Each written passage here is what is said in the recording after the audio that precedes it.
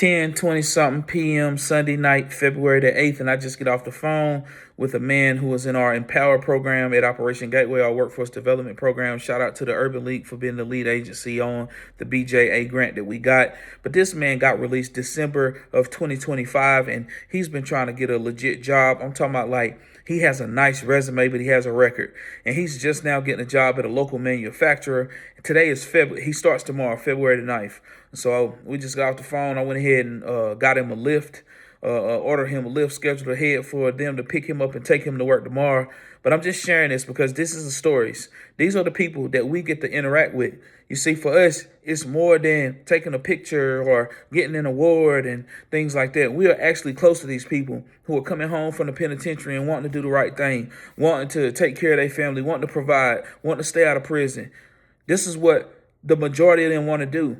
And this man, he got more resilience than most, because I tell you, when you look at the amount of time that it has taken for him to be able to get a job, like he's worked these temporary assignments here and there. It's been spotty. We had to spend, more money on his housing, because housing here in, Buncombe County at the halfway houses anywhere from $880 to $1,000 a month. And so we had to help him, and we ain't mind helping him. We had to make sure he had rides, $13 an hour temporary assignments and stuff like that.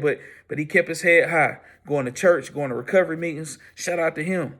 And do know that it's not usually like this. A lot of times people lose their momentum whenever something don't fall through for them. And this is why I'm advocating for a residential reentry program at Operation Gateway, because those who have residential programs are the ones that's able to really tie in with the employers, make sure that they have transportation to work. That's the way that you can do it.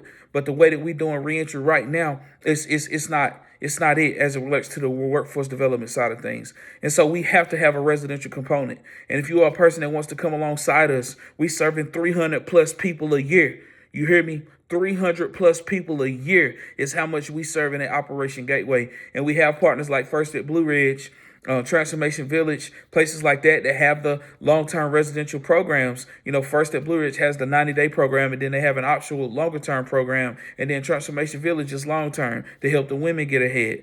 This is what's needed. We need more of that for folks to come home from prison and get their stuff together, get their act together. They got to get their comprehensive clinical assessment. They got to have their healthcare connections. They got to have some type of support group, some type of coaching. This is what they need to be able to be successful. And people like him, glory be to God for all the people that's praying for him. Look how long it took for him to get a job at a manufacturer, and it's still not paying him.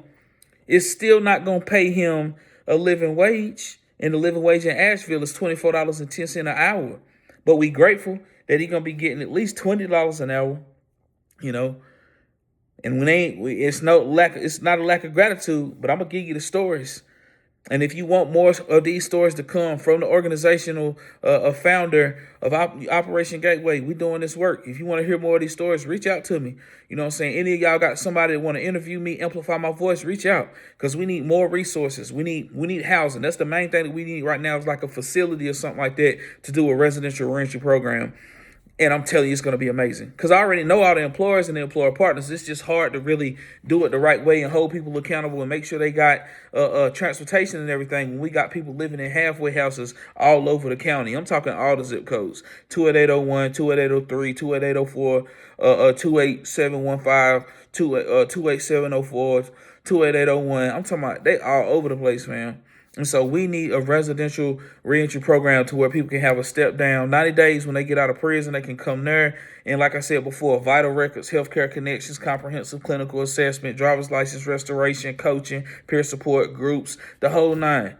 The whole nine, man. This is what we need at Operation Gateway in order for us to take reentry to the next level. But until then, we're going to keep serving. We're going to keep providing resources. And we're grateful for the Department of Health and Human Services. You know what I'm saying? Because over 2/3 of our funding comes from government.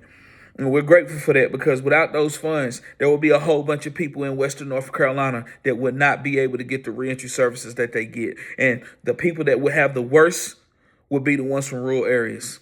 So just keep that in mind. And for those who believe in the power of prayer, please continue to pray for us. And for those who got connections with some property, some real estate, something to be renovated, that want to do a good deed, holler at us. Because like I said before, we serving 300 plus people a year, returning citizens. Bless up.